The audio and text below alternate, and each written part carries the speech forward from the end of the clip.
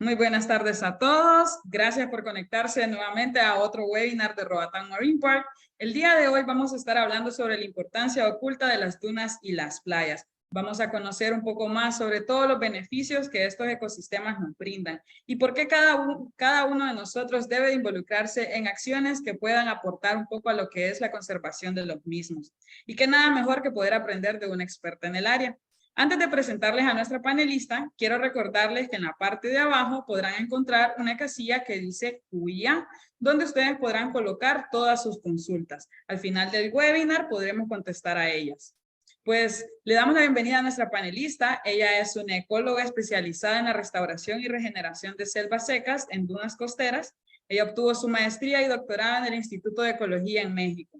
A lo largo de su carrera ha trabajado estrechamente con comunidades rurales en zonas costeras y actualmente colabora con Resiliencia Azul, una asociación civil sin fines de lucro que promueve acciones de gobernanza para contribuir a la mitigación y adaptación al cambio climático global. Bienvenida Mayitza y muchísimas gracias por acompañarnos el día de hoy. Hola, ¿qué tal? Buenas tardes a todos y a todas. Muchísimas gracias por la invitación. Pues bueno, voy a comenzar. Ay, no, es que algo está pasando que no está queriendo. Ok, creo que ya ven mi segunda diapositiva. Bueno, pues a mí me gustaría comentar aquí primero que titulé mi charla La importancia oculta de las dunas y las playas, porque considero que son ecosistemas, o bueno, se considera que son ecosistemas poco valorados, poco conocidos, y una de las causas por las que son poco conocidos es porque en muchos sitios se encuentran completamente degradados estos ecosistemas. Entonces, bueno, voy a empezar. Normalmente cuando empiezo a hablar sobre este tema me gusta empezar con esta diapositiva en donde se puede mostrar que en diferentes latitudes podemos encontrar dunas costeras. Se encuentran a lo largo de las costas. Lo más importante aquí mencionar es que muchas veces cuando hablamos de dunas costeras pensamos en dunas pues como las del Sahara, o dunas que pueden llegar a medir muchísimos metros de altura. Sin embargo, las dunas las encontramos a lo largo de las costas. Este mapa, las zonas verdes, muestran un sistema, donde están las zonas verdes, se muestra un sistema de dunas bien desarrolladas. ¿A qué me refiero con esto? Que son dunas que llegan a medir un montón de metros, más de 25 metros, muchísimo más. Y en donde encontramos los puntos rojos corresponden a pequeñas dunas de arena que son intercaladas con costas arenosas, cabos rocosos, manglares, marismas saladas, ¿no? Y los puntos azules corresponden a islas de barreras más extensas. Entonces, con esto quiero recalcar que además más de la mitad de la población actualmente vive en las costas y se prevé que para las próximas décadas viva mucho más de este porcentaje. Entonces, ¿qué son las dunas costeras? Bueno, pues los expertos las definen como formaciones arenosas de origen eólico que se desarrollan a lo largo de cualquier sitio donde haya suficiente sustrato y que sea susceptible a poder ser transportado por la acción del viento.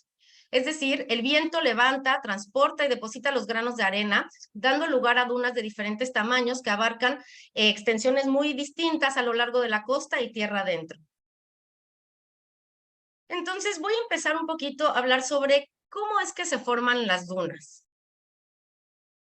Bueno, pues en este esquema, este diagrama elaborado por la doctora María Luisa Martínez, podemos ver que del lado izquierdo tenemos la base de la duna, es decir, es este lado, el lado izquierdo, es donde está la pendiente más expuesta a la acción del viento.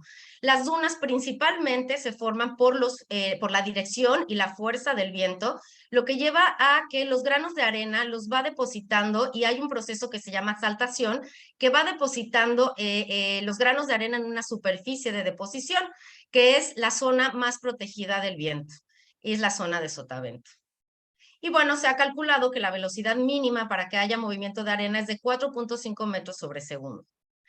Otra cuestión muy importante para que se puedan formar las dunas son las barreras que se encuentran en el paisaje. ¿A qué me refiero con barreras? Cualquier superficie que pueda detener la arena a través del paisaje, ¿no? En este diagrama, es un diagrama muy sencillo, pero que me gusta mucho mostrar, podemos encontrar, por ejemplo, plantas muy pequeñas que van formando, la dirección del viento, perdón, dependen de la dirección del viento, como mencionaba anteriormente, pero dependiendo de la forma y de los obstáculos que se encuentren, es lo que va a adquirir su ubicación y su forma, ¿no? Estas dunas se forman principalmente por la ubicación respecto al viento y del impacto que tengan sobre ellas. Estas plantas que vemos aquí, para mí son unas plantas a las que yo les llamo las plantas guerreras, porque son bien guerreras. Son las primeras plantas que se van estableciendo a lo largo de la línea de costa. Son plantas que por sus características tienen sistemas de raíces muy, muy profundos y que permiten ir estabilizando la arena. Soportan grandes cantidades de aspersión salina porque están precisamente frente a la línea de costa. Además, es importante recordar que los suelos arenosos son pobres en nutrientes. Entonces, hay una cuestión que es muy importante, que es la asociación con las micorrizas. Las micorrizas son pues hongos microscópicos que están en las raíces de las plantas y que permiten a la planta obtener los nutrientes y los recursos que necesitan. Entonces, como podemos ver, podemos encontrar algunas especies como estas que vemos aquí, que seguramente ya las habrán visto en la playa. Son especies rastreras. También tenemos unos arbustillos más pequeños, perdón, más grandes, que van formando y que van deteniendo, como les mostraba en el diagrama anterior, van deteniendo la arena. Entonces, bueno, pues estas especies son clave por esta capacidad que tienen para poder extenderse e ir cubriendo la arena y estabilizándola. Estas especies que les pongo aquí son las mismas, son especies muy guerreras, sin embargo son especies más que encontramos en el Caribe mexicano, bueno, en el Caribe en general. De hecho, por allá en Roatán me encontré con un árbol precioso de cocoloba. Este árbol que tenemos a la derecha, donde están los frutos, pues son frutos que son comestibles, incluso me parece que hacen licor de estos frutos. Y bueno, se llama cocoloba ubífera porque sus frutos parecen y están en forma de uvas. Bueno, otra cuestión muy importante para la formación, para el tamaño de las dunas y las formas, son los tipos de granos de arena. Esto tiene que ver con el origen de dónde viene la arena. En la fotografía de en medio, en la parte de arriba, vemos que son arenas de color más oscuro y esto tiene que ver con el origen de dónde vienen estas arenas. Son de origen volcánico, por eso tienen el color más oscuro. Los tamaños de la arena, de los granos de arena son mucho más grandes que las que podemos encontrar en el Caribe.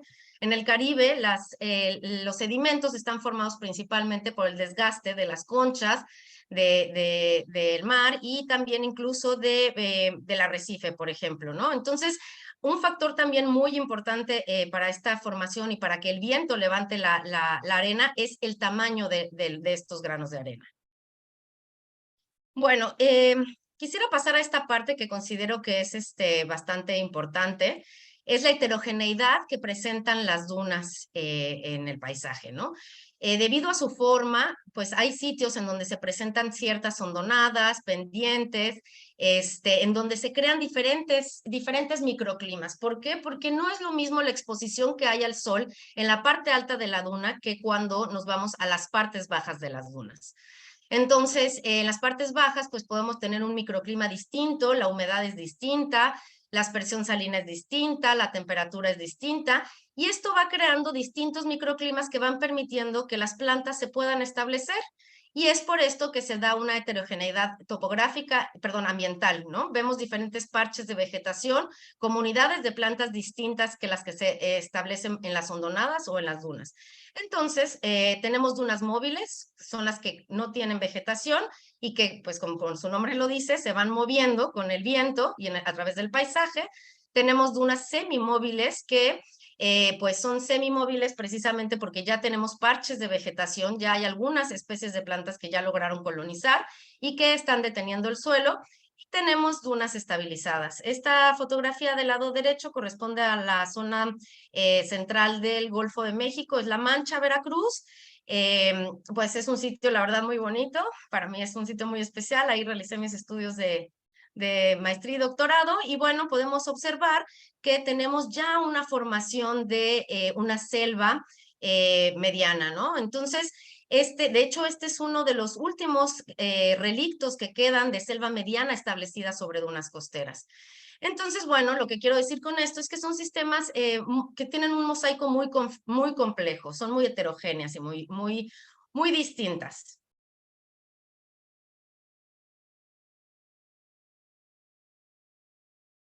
Y bueno, una de las cosas también que es importante mencionar es que en las dunas, así como las plantas guerreras que les mencioné, que las ven como algunas plantitas rastreras y que pareciera que no tienen importancia, pues son muy importantes, como les decía, porque empiezan a colonizar. ¿Y qué hacen al empezar a colonizar? Pues empiezan a cambiar las condiciones microclimáticas, facilitan el establecimiento de otras especies, cambiando en el espacio la temperatura, la humedad, los nutrientes, porque hay mayor aportación de materia orgánica, porque se caen las hojas y se incorporan al sustrato, al suelo, y esto va aportando ciertos nutrimentos que sirven para otras especies que necesitan otras condiciones para poder establecerse. Sin embargo, también hay especies que les llaman pioneras o especies que colonizan. Y estos son árboles. Esta fotografía corresponde a un árbol que se encuentra en la costa del centro de Veracruz, se llama Difisa americana, su nombre común es quebrache, palo amarillo. Es un árbol muy utilizado en la costa veracruzana porque pues es un árbol que se encuentra como en manchones a través de esas dunas móviles que les mostré llenas de arena. De repente podemos encontrar como si estuvieran moteadas el paisaje con estos árboles, ¿no? Entonces estos árboles, ¿qué es lo que hacen?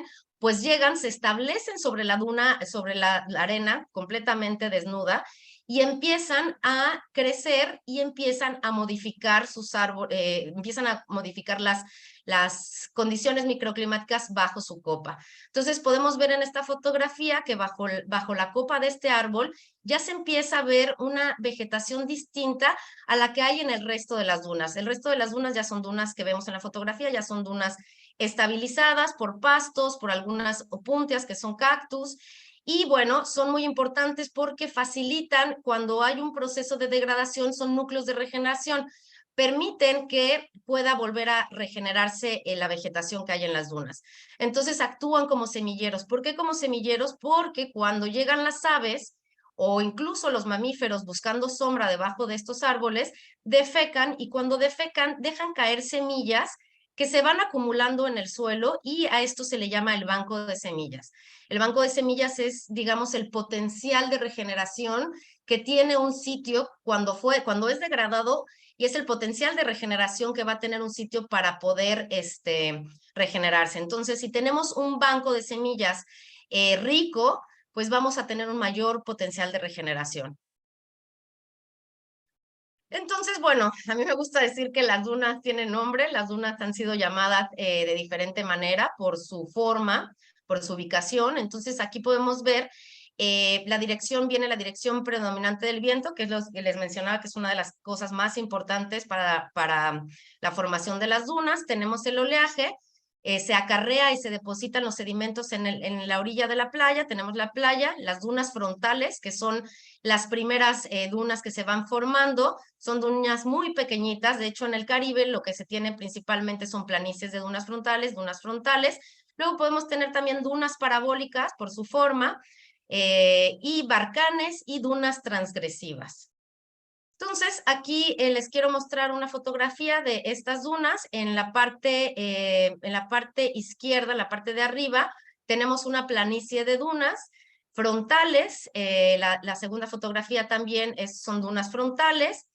Las dunas transgresivas con hondonadas. ¿Qué son dunas transgresivas? Las dunas transgresivas es que van recorriéndose al interior de la tierra independientemente de que haya obstáculos o no haya obstáculos. Por eso se les llama transgresivas. Y tenemos las parabólicas que tienen una forma de U. Y también tenemos en estas hondonadas se pueden llegar a formar lagos interdunarios. Entonces, es importante mencionar que algunos sitios de dunas han sido reconocidos como sitios Ramsar. ¿Por qué como sitios Ramsar? Si los sitios Ramsar tienen que ver con son los sitios importantes de reconocimiento internacional de humedales, ¿no? Entonces, pues un humedal al final es un cuerpo de agua, ¿no? Es donde se forma un cuerpo de agua. Entonces, aquí podemos ver claramente cómo se forman los cuerpos de agua. También tenemos dunas fósiles o dunas petrificadas. ¿A qué me refiero con esto? Probablemente la parte baja de la fotografía podemos ver que ya la duna se ve de otro color, de otra manera, y es porque probablemente esta duna ya no está recibiendo suficiente aportación de sedimentos. Entonces, ¿qué es lo que pasa? Se empieza a consolidar la arena y forma roca arenisca. Bueno, aquí les quise poner una fotografía porque es importante, como mencionaba al inicio, muchas veces la gente no reconoce a las dunas, no reconoce las dunas o no reconoce que hay dunas porque cuando hablamos de dunas generalmente la gente piensa en dunas del Sahara, ¿no? Dunas enormes, altísimas. Sin embargo, por ejemplo, en la fotografía en la E, son fotografías que corresponden al Caribe. Estos son fotografías de México. Entonces vemos que pues eso también es una duna, a pesar de que hay grandes diferencias, por ejemplo, con la fotografía del Golfo de México, ¿no? El Golfo de México llegamos a tener dunas muy, muy, muy altas, ¿no? Y bueno, así les quise poner diferentes fotografías para que vieran cómo se pueden apreciar y cómo son las dunas. Entonces, bueno, pues aunque existen dunas de muchos tamaños, formas, como les decía, pues todas se generan de la misma manera. Cada duna es un montículo de arena que se mueve y se va acumulando sedimento y esto es resultado de la acción del viento, entre otras cosas. Entonces, también quiero mencionar que las dunas son sistemas muy dinámicos. Las dunas y las playas son sistemas muy dinámicos. Del lado izquierdo tenemos un diagrama, bueno, una imagen en donde podemos observar el nivel medio del mar, ¿no? Esta, la que tiene la I solita, pues es una fotografía que corresponde a una época del año donde hay un clima tranquilo. No hay huracanes, no hay vientos, entonces lo que podemos observar es que tenemos la duna frontal con vegetación ya estabilizada y la duna estabilizada, ¿no? Después, la imagen de abajo corresponde a una época en donde ya el clima ha cambiado, probablemente hay huracanes y entonces el oleaje sube y aumenta el nivel del mar. ¿Y qué es lo que pasa? Va y se come, por así decirlo, la duna frontal. Y entonces arrastra toda esta arena al interior, al interior del mar y pues se queda, digamos, por así decirlo, pelona y hay una parte que queda erosionada, ¿no? Entonces, del lado derecho tenemos cuando ya regresa el clima, el tiempo tranquilo, pues ya no hay un oleaje tan alto, el nivel del mar regresa al promedio, entonces nos quedamos con una duna que ya se comió la duna frontal y tenemos una pendiente sin vegetación, pero con el paso del tiempo aquí en las dunas, como les decía, hay un banco de semillas, ¿no? Están semillas acumuladas que cuando tienen condiciones adecuadas pueden germinar y volver a establecerse y llegar a este ciclo de nuevo. Entonces, quiero recalcar aquí que los sistemas de playas y de dunas son sistemas completamente dinámicos que que están cambiando a través del año, ¿no? Entonces, esto es parte de la dinámica natural de las dunas. Bueno, este esquema, me hubiera gustado rehacerlo de nuevo, solo que ya no de tiempo, pero me parece que es muy importante. Está un poquito pixeleado, pero les voy a tratar de explicar por qué. Este es un perfil de las dunas. Y me parece importante porque así podemos comprender más allá de cómo es que están y cómo se componen estas dunas, ¿no? Entonces, del lado izquierdo tenemos pues la marea, el mar, tenemos las dunas embrionarias, a lo que le llamamos donde están las dunas frontales, y es la zona móvil donde se encuentran las dunas móviles que les mencionaba, ¿no? Y después tenemos las dunas primarias, donde hay ahí pequeñas hondonadas, donde hay ya, se forman ahí pequeños cuerpos de agua. Esta zona ya se empieza a estabilizar. Estas dos primeras zonas están sujetas al oleaje y a la marea de tormenta. Y bueno, después, conforme vamos avanzando tierra adentro, tenemos las dunas secundarias y terciarias, que corresponden a una zona ya que es semimóvil, ya se empiezan a establecer otro tipo de plantas, otros arbustos que van dando lugar a que se puedan establecer grandes selvas o matorrales, ¿no? Entonces, pues este es un perfil para que puedan comprender cómo cómo está organizado, digamos, por así el sistema. Esto es un esquema que elaboró Laura Rodríguez, que me gusta mucho, es un esquema que es igual, un perfil de dunas, nada más en el Caribe, y podemos ver cómo hay diferentes comunidades de plantas, ¿no? Aquí tenemos la orilla de la playa, tenemos las primeras dunas frontales, las dunas primarias, y conforme vamos tierra adentro, vamos encontrando diferentes comunidades o asociaciones de vegetación. ¿Esto por qué? Pues porque se van cambiando las condiciones del suelo y las condiciones climáticas, ¿no? Al interior. Bueno, aquí les quise poner una fotografía que tomé en Camp Bay, que podemos ver claramente en Roatán, cómo está la orilla de la playa, cómo se van formando y estableciendo las rastreras y cómo vamos encontrando el primer cordón de dunas. Y bueno, esto nada más es para como, digamos, a ver las diferencias entre el perfil que hay en el Caribe y lo que podemos ver en el Pacífico Sur. Es un esquema elaborado por igual por Laura Rodríguez y vemos cómo hay distintas asociaciones de plantas y establecimiento y composición de acuerdo a la zona en la que nos encontremos. Entonces, bueno, nada más para recapitular, su comportamiento pues va a depender de 4 factores. La energía de las olas, la orientación de la playa, la cantidad y tipo de arena en la playa y la tasa de incremento o descenso del nivel del mar. Y bueno, pues aunque el viento es factor predominante en la formación de estas dunas, pues también es importante el oleaje junto con la marea, tanto astronómico como de tormenta, pueden también influir en su formación. Y bueno, voy a hablarles un poco acerca de cuáles son los servicios ecosistémicos de las dunas y de las playas. Este diagrama lo elaboró Cristina Cortés, me gusta mucho porque podemos ver que las playas y las dunas, al igual que otros ecosistemas, nos brindan distintos tipos de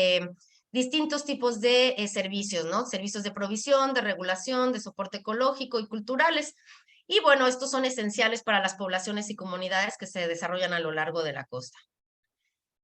Y bueno, para resumir, pues sí, tenemos que las dunas y las playas nos van a defender durante la época de huracanes contra las mareas altas, nos van a proteger también de los vientos fuertes e inundaciones, no solo a las poblaciones y comunidades, también a sus cultivos y también a las construcciones, van a contribuir a la estabilidad de los sedimentos, esto es muy importante porque es lo que hace sostener la línea de costa y sostener las playas. Nos brindan agua potable porque al entrar el agua de lluvia, bueno, al llegar el agua de lluvia, filtra el agua evitando que se salinicen los pozos. Las dunas actúan como un tapón que no permite que pase, que haya intrusión salina, que pase la sal a los pozos. También podemos obtener materias primas como son alimentos y medicinas. Y pues uno de los servicios más importantes son los culturales, que tiene que ver con la recreación, el turismo y la belleza escénica. Entonces, algo también muy importante es que en las zonas costeras, en estas partes de las playas y de las dunas, pues la economía representa un porcentaje, ¿no?, considerable para los países y para la economía local. Aquí se llevan a cabo muchas actividades de recreación, muchas actividades económicas también. ¿Cuántas veces no hemos estado en la playa tomándonos un coquito, comiendo algo? Entonces, me parece que es muy importante. Otra cosa que me gustaría mencionar, veo que hay preguntas y comentarios en el chat, si quieren los podemos dejar al final.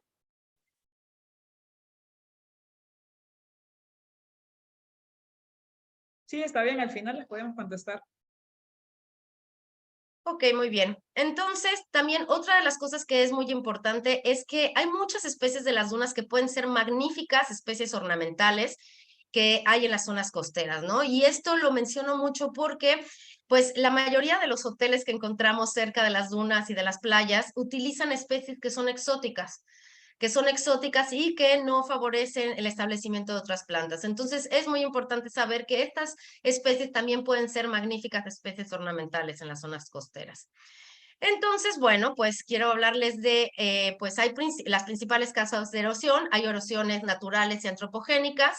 Digamos que, pues el incremento del nivel del mar está dentro de las naturales, aunque también, bueno, el cambio climático es resultado de todas nuestras acciones antropogénicas, pero en fin, hay una variación, esto hace que haya una variación en el aporte de sedimentos del litoral, el oleaje de la tormenta también, la erosión por el viento, cuando vienen los huracanes, pues hay erosión obviamente en las costas y en las playas, y ahora pues el sargazo también es un grave problema porque modifica todas las propiedades físico-químicas del suelo.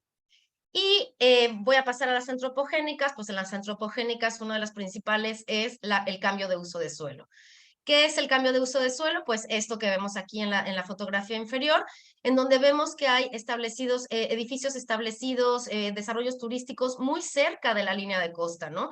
No están respetando la distancia que deben de establecerse, ¿no? Estos edificios y estas zonas turísticas, estas construcciones turísticas deberían de estar detrás de estos ecosistemas, ¿no? Entonces, pues al tener efectos por estos cambios de uso de suelo, también vamos a ir perdiendo servicios ambientales, ¿no? Otra cuestión muy importante también es la contaminación. Los drenajes que van directos al mar, las playas y las dunas son el principal puerto de entrada de la basura que viene del mar.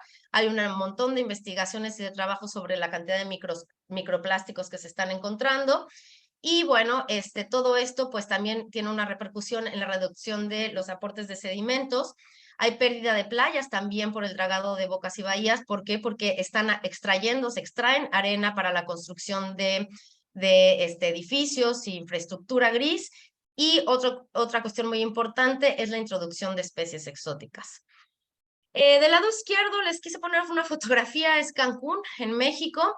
Si se fijan, pues Cancún está aquí establecido sobre una barra arenosa, ¿no? Entonces, prácticamente, pues también ya no tenemos playas, se han construido edificios sobre las dunas, y pues esto es el resultado de una falta de planificación y regulación en cuanto a las leyes, un turismo insostenible y desarrollos turísticos en dunas y líneas costeras, como ya les había mencionado.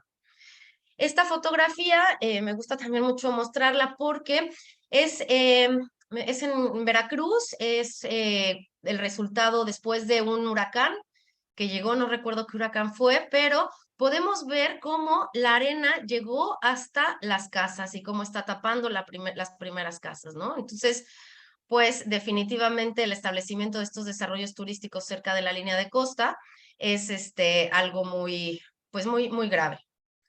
Y bueno, pues las consecuencias, pues las podemos ver claramente debido a la pérdida de estos servicios ambientales entre la protección y la erosión costera.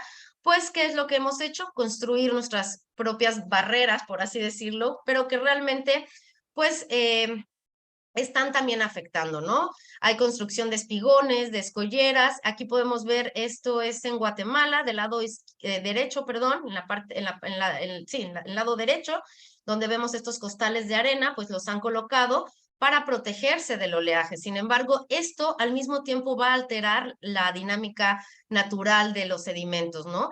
¿Por qué? Porque es lo que va a pasar, pues la aportación de la arena no va a ser del mismo lado, ¿no? Digo, perdón, no va a ser la misma para todos los lados y todos los sitios. Entonces, pues esto pues es resultado de esta pérdida de estos servicios ecosistémicos. Y bueno, hay un concepto que se ha manejado mucho, que es el estrechamiento costero. Este es un esquema elaborado por la doctora Gabriela Mendoza. Entonces, aquí lo que podemos ver es que tenemos, pues en la parte alta, en la parte de arriba del diagrama, del esquema, tenemos el oleaje, tenemos una zona, que es la zona de la vegetación donde están las playas y las dunas, y después tenemos construcciones.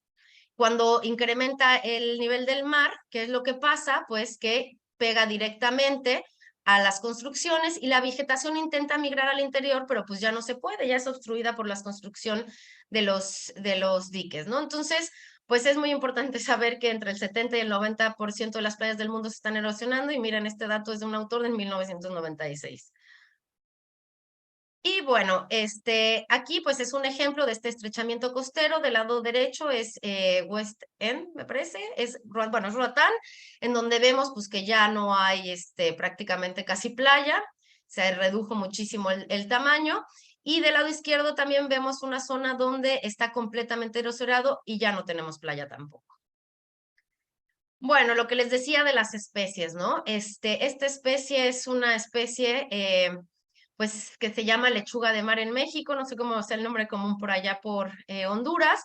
Es una especie que utilizan igual mucho como ornamental y se confunde mucho con la especie nativa, la baya de la playa, ¿no? Que se parece muchísimo. Si se fijan, esta ilustración la hizo un colega que se llama Josué. Si se fijan, las hojas, las flores son muy parecidas. Las hojas también, hay diferencias en las hojas de la especie nativa son coráceas, es decir, son más duras, y las de lechuga de mar son hojas mucho más delgadas, y además sus frutos son de distinto color. Sin embargo, pues cuando no tienen fruto, pues es complicado distinguirlas. Es fácil distinguirlas cuando vemos la textura de la hoja. Entonces, este reemplazo de especies nativas por exóticas, pues también es muy, muy grave y es una de las cosas que se tiene que considerar siempre para la restauración. Bueno, ahora voy a pasar a un concepto que a mí me gusta muchísimo, que es ¿por qué es importante la conectividad? Entonces, aquí tenemos igual, disculpen mi sesgo entre las fotografías, lo que pasa es que, bueno, tengo muchas fotografías de mi área de trabajo, pero aquí podemos ver cómo están los distintos ecosistemas. Tenemos la línea de costa, tenemos las dunas, tenemos manchones, dunas estabilizadas, dunas móviles, tenemos aquí una laguna costera, tenemos más para allá no se ve, pero tenemos manglares, y entonces podemos ver que en el paisaje todo está conectado. Muchas veces estudiamos los ecosistemas por separado, pero a mí me parece que es bien importante hacer hincapié en verlo a nivel y a una escala de paisaje. Entonces, ¿qué es la conectividad? Bueno, la conectividad es la conectividad es algo que puede sostener la vida. ¿Por qué? Porque permite el paso o el movimiento de las especies a través de los fragmentos que hay en el paisaje. Tenemos movimiento de dispersores, de animales que llevan semillas de un lugar a otro. Tenemos movimiento flujogénico a través de este movimiento. Entonces, por eso es que es importante la biodiversidad, ¿no? La biodiversidad está, digamos que, en movimiento constante. Se está moviendo de un sitio a otro, de un ecosistema a otro, y bueno, desde ecosistemas terrestres hasta ecosistemas costeros. Entonces, en relación a esto, del lado izquierdo podemos ver que tenemos un sitio conservado, podemos ver un gradiente, en el centro tenemos a las dunas y las playas, que son sitios de transición entre el agua y la tierra. Podemos ver aquí que está conservado, que el estar conservado no significa que no se pueda hacer uso del paisaje o un manejo del paisaje. Aquí podemos ver algunas pequeñas construcciones, unas pasarelas que se pueden construir para no estar deteriorando las dunas. En la parte de atrás, pues bueno, tenemos manglares, tenemos algunos humedales de agua dulce, como son los popales, los tulares también, tenemos tacitales, y más atrás tenemos las selvas pues ya tropicales, ¿no? Y del otro lado, después, hacia el mar, tenemos, pues sí, el mar, el oleaje, tenemos a los pastos marinos y a los arrecifes. Y del lado derecho, pues tenemos un sitio perturbado, en donde ya vemos que están aquí intercediendo pues las carreteras, ya se ha degradado el manglar, ya no tenemos manglares, tenemos mucha más infraestructura construida en la orilla de la playa, y bueno, también podemos ver pues cómo se conecta el paisaje, ¿no? Toda esta degradación va conectada y va repercutiendo hacia los ecosistemas marinos, ¿no? Entonces, existen aquí interconexiones ecológicas que son físicas, químicas y biológicas, y que aportan agua y sedimentos, y hay una interacción que se da por medio de flujos o de pulsos, ¿no? Que eso es muy importante saberlo. Y bueno, pues me gustaría poder haber entrado al tema de la restauración de las dunas. Es un tema muy importante, sin embargo, bueno, no lo podemos dejar para otra charla porque no hay mucho tiempo, pero sí quisiera concluir con algunas cosas que me parecen importantes, ¿no? Las zonas costeras pues son ambientes únicos en la tierra y requieren de manejos únicos, ¿no? Los sistemas de playas y las dunas bien manejadas no requieren del uso de escolleras ni de espigones. No necesitamos las escolleras y espigones si realmente hacemos un buen manejo, ¿no? Las playas y las dunas embrionarias nos protegen, sostienen las vidas de las personas, evitan grandes pérdidas económicas porque pues protegen toda la infraestructura que se encuentra en la costa.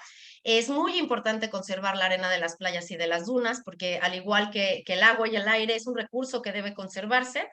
Y bueno, pues es muy importante planificar antes de hacer un desarrollo, ¿no? Estos desarrollos deben de hacerse respetando la dinámica natural de la costa, pero no nada más de las dunas, sino también tenemos que integrar todos los ecosistemas costeros, ¿no? Debemos de identificar estos procesos físicos y comprenderlos bien desde una perspectiva integral que tome en cuenta todas las interacciones de los ecosistemas costeros, ¿no? Debemos evitar acciones y construcciones que generen problemas. Y bueno, hay que tratar de restaurarnos. Desgraciadamente ya hay sitios que pues simplemente son es irreversible el daño, a menos requiere de mucho dinero, además restaurar, cuando ya está muy, muy degradado una duna o una playa, requiere de maquinaria, entonces, y de muchas otras cosas, hay diferentes tipos de restauración, sin embargo, es mejor hacer una buena planificación que restaurarlo. A una vez que ya está deteriorado y todavía es capaz el sistema de volver a regenerarse y a restaurarse, entonces podemos hacer ciertas acciones.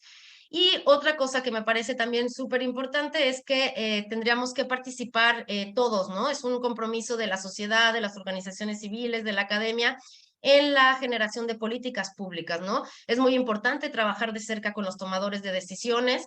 Necesitamos educar y educarnos, ¿no? Educarnos todos sobre cuáles son los servicios que nos brindan. Entonces, a mí me gustaría, pues sí, recalcar mucho esta parte de que tenemos que hacer mucho más trabajo interdisciplinario.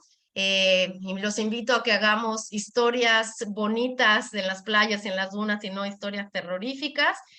Y bueno, por mi parte, pues esto sería todo. Les agradezco mucho su atención y quedo atenta si hay alguna pregunta. Muchas gracias, Mayitza. Creo que el día de hoy pues todos aprendimos un poco más sobre este ecosistema que quizás en muchos lugares o muchas personas también no tenían conocimiento de esto. Y sí, tenemos bastantes preguntas, de hecho. Así que la primera dice, ¿consideraría que las dunas son el ecosistema marino costero con mayor afectación antropogénica? ¿Consideras que las dunas son un ecosistema marino? Híjole, yo creo que sí, o sea, yo creo que hay una fuerte degradación, no nada más en las dunas, en los manglares también sufren una cantidad pues de deforestación, son rellenados, también los popales, sabemos muchísimos, por ejemplo, en Veracruz ha habido unos problemas por estar construyendo sobre los humedales.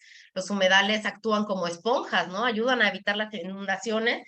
Y creo que sí, yo sí consideraría, digo, no sé si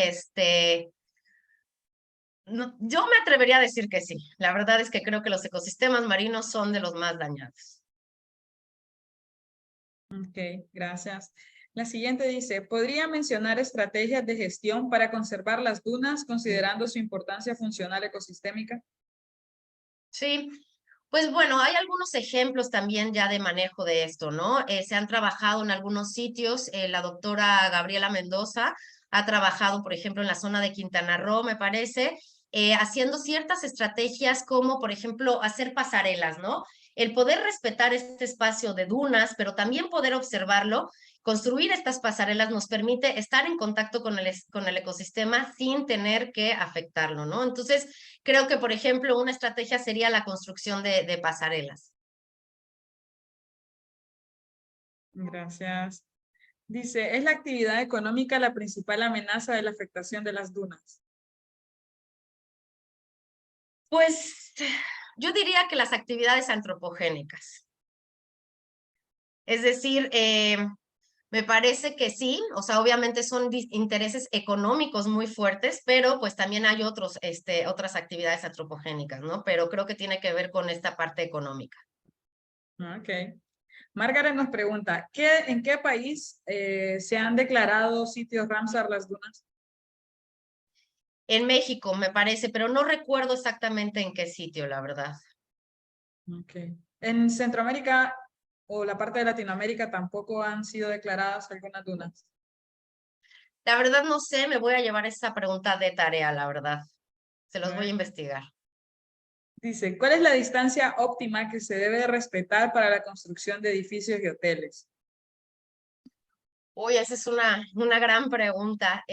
Bueno, pues es que en algunos países, tienen ciertas distancias que dentro de las políticas que a mí no me parecen correctas. Yo creo que tenemos que, pues por lo menos unos 100, no sé, o sea, es que depende muchísimo del contexto, ¿no? O sea, depende del contexto de cada sitio, ¿no? Pero creo que se tiene que, no les podría decir o hablar de ciertos metros o distancia, pero sí siempre tendríamos que pensar en respetar estos primeros cordones de dunas que nos brindan esa protección, ¿no? Siempre construir detrás de todas estas partes que nos están protegiendo.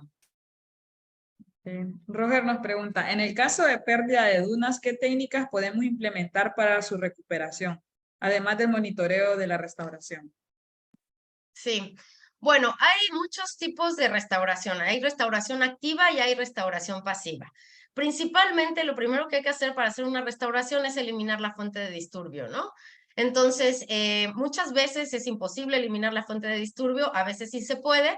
Y bueno, si el sistema tiene la capacidad todavía de regenerarse naturalmente, simplemente con eliminar la fuente de disturbio se pueden regenerar. Sin embargo, cuando ya hay que entrar a ayudarle a las dunas o a las playas a restaurar, necesitamos, pues, por ejemplo, les mencionaba que necesita maquinaria, aunque esto también puede tener, pues, ciertos peligros, ¿no? Porque pues se extrae arena de otros sitios y se tiene que llevar, además es muy costoso y se tiene que hacer una planificación muy buena porque puede ser peligroso para el aporte de sedimentos hacia las zonas de los patos marinos, ¿no? También, por ejemplo, el utilizar simplemente vegetación que permita ayudar a detener la arena, ¿no? También, por ejemplo, yo hice un experimento en la tesis de maestría en donde utilizamos un sistema de retención de semillas dispersadas por viento, ¿no? La mayoría de las semillas la mayoría de las semillas de las plantas que se establecen en la orilla, pues son lianas y se dispersan por el viento, ¿no? Entonces, cuando encuentran un obstáculo, se detienen ahí, caen al suelo y empiezan a germinar. Hay otras formas también de restauración más activa, por ejemplo, el uso de geobolsas, ¿no? Se utilizan unas bolsas muy grandes, se entierran en la arena para que puedan ser como una especie de montículo y se empiecen a juntar se empiezan a detener ¿cómo se llaman? Los sedimentos, ¿no? También pues se utilizan, por ejemplo, una especie de, no sé cómo llamarlo, como paletas de madera, que igual que permitan los obstáculos, ¿no? Va a depender ahora sí que del sitio, del contexto, de la cantidad de dinero que tengamos para poder hacer una restauración. Ligado siempre al tema de restauración, nos preguntan qué factores se deben de considerar al momento de realizarla. ¿Qué factores debemos considerar al momento de implementar medidas de restauración? Uy, pues son un montón, ¿no? Primero tenemos que identificar, depende del tipo de restauración y cómo lo vayamos a hacer. Si hacemos una restauración pasiva, es decir, si solamente eliminamos la fuente de disturbio y dejamos que el sistema se regenere, tiene que haber una fuente de semilla cercana. Si no hay fuente de semilla cercana, pues no van a poder llegar las semillas al sitio. Otro factor también que debemos considerar son las especies con las que vamos a revegetar, por ejemplo, ¿no? Tenemos que considerar especies nativas, no podemos utilizar pues especies que puedan desplazar a otras plantas, ¿no? Por ejemplo, también tenemos el caso de la casuarina. La casuarina, ya me faltó poner por ahí una fotografía, pero la casuarina tiene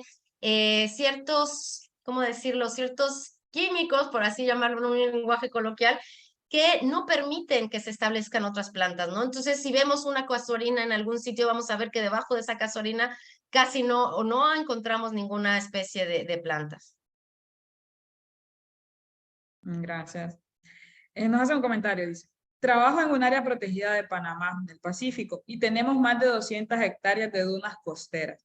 Quisiera saber si existe alguna red de organizaciones centradas en conservación de dunas. Sí, claro que sí. De hecho, les puedo dejar ahorita en el chat algunas páginas. Está la página de Ciénegas y Humedales, en donde se puede ver ahí todos los trabajos. En México, pues existe, la verdad, un fuerte grupo de expertos, ¿no? Que ha trabajado en toda esta parte de las dunas. Está también Repara.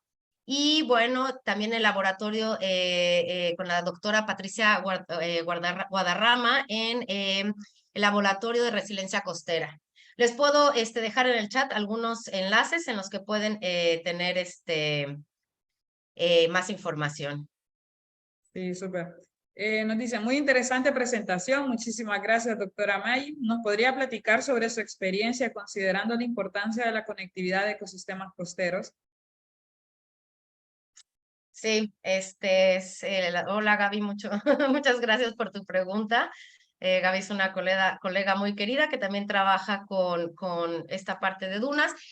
Bueno, pues sí, justamente en la Mancha, por ejemplo, lo que les comentaba, ¿no? Este árbol que les platiqué, Difisa americana, es un árbol que permite conectar el paisaje en diferentes aspectos, ¿no? Puede servir como percha para aves artificial, perdón, como percha para aves que van volando. Además, es un sitio muy importante de aves migratorias. Entonces, estos pequeños árboles nucleadores o árboles colonizadores permiten conectar a estos sistemas de dunas con el paisaje que se encuentra alrededor. No sé si a esto se refería bien, ya no está la pregunta, pero no sé si estoy respondiendo a tu pregunta, Gaby. Espero que sí. Bueno, si Gaby todavía tiene otra consulta, nos puede escribir siempre en la misma sección. Todavía tenemos un par de preguntas, Mayitza, y vamos a unir esta porque creo que es casi lo mismo. Y lo que quieren saber es, ¿hay alguna forma de mejorar las condiciones de este tipo de ecosistemas o el daño es tal que ya pasó a un punto de no retorno? Se refiere a la zona donde se establecen los hoteles. Perdón, ¿podrías repetirme la pregunta? Porque te escucho un poquito cortada, disculpa. Uy, perdón. Ok, dice, sobre los hoteles que no respetan la línea de costa para construir, ¿hay alguna forma de mejorar las condiciones de esos ecosistemas o el daño es tal que ya pasó a un punto de no retorno? Híjole, es complicado. Definitivamente hay sitios en los que sí ya hay un punto de no retorno, pero ahora sí que depende completamente del contexto. Tendríamos que ver cuál es el contexto para ver si es posible, pero definitivamente sí hay sitios en los que es imposible ya, ¿no? ¿Y qué es lo que consideran como para decir que el daño ya es irreversible en este tipo de ecosistemas? Híjole, pues cuando definitivamente ya no tenemos un montón de construcciones, ya no tenemos ninguna línea de costa, ya no hay playa, ya está pegando directamente el oleaje. Entonces, perdón, en ese sentido, pues tendríamos que quitar ahí las construcciones, tendría que ser un trabajo con gobierno, hay muchos intereses económicos también metidos ahí, entonces es complicado. Okay. Aquí nos hacen un comentario, dice, más que una pregunta es un comentario. Realicé mi trabajo de grado en composición florística en una playa de mi ciudad, en Colombia.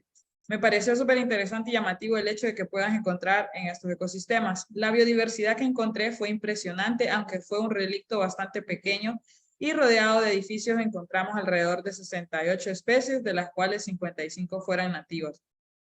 Maitza, una consulta, ¿hay algún tipo de animal que se encuentre solamente en los ecosistemas de las dunas? ¿Algún tipo de animal? Híjole, me da un poco de pena porque yo estoy sesgada a la parte de vegetación. Soy principalmente, trabajé con vegetación. La verdad es que solo un animal que solo se encuentre en las dunas, que solo, híjole, no lo sé, la verdad. Son sitios de transición, son sitios de anidación muy importante. Hay macroinvertebrados también muy importante, pero pues no, la verdad no sé si haya solo un tipo. Sinceramente, también me la llevo de tarea. Ay, te hemos dado mucha tarea el día de hoy. No, no, no. Tenemos una última pregunta. Dice, ¿existen tipos de dunas endémicas de México? Tipos de dunas endémicas. No sé a qué se referirá, que solamente haya una duna como si solo fuera parabólica o a qué se referirá. Tal vez nos escribe nuevamente la persona que nos la colocó. Ok. Y bueno, creo que, no, hay otra pregunta más. Dice, ¿qué soluciones basadas en la naturaleza pueden funcionar en la regeneración de estos ecosistemas? Uy, qué buena pregunta. ¿Qué soluciones basadas en la naturaleza? Pues el uso de vegetación, por ejemplo, el uso de la propia vegetación como un obstáculo para poder detener los sedimentos es una solución basada en naturaleza. Súper, pues con esa pregunta terminamos, Mayitza, nuevamente agradecerte por el tiempo, por tu conocimiento el día de hoy. Creo que ha sido bastante enriquecedor y creo que todos pues tenemos una tarea igual que tú de seguir investigando y aprendiendo un poco más de estos ecosistemas. Y a todas las personas que nos están preguntando si vamos a compartir esta presentación, déjenme decirles que las pueden encontrar en la página de YouTube de Roatán Marine Park. Ahí se sube esta presentación, al igual que en Facebook podrán encontrar la grabación. Igual nuevamente invitarlos a seguirlos en nuestra página web, está Resiliencia Azul, Roatán Marine Park, y pues con un like ustedes pueden aportar bastante a lo que es la conservación marino costera. Así que Maritza, nuevamente muchísimas gracias y te esperamos Muchas pronto por gracias a aquí. ustedes. Por allá nos vemos. Muchas gracias por la invitación. Espero que hayan aprendido un poquito y yo me voy muy contenta de haber intercambiado cosas. Muchas gracias. Igual muchas gracias a todos los que estuvieron presentes y los esperamos en la próxima. Hasta luego.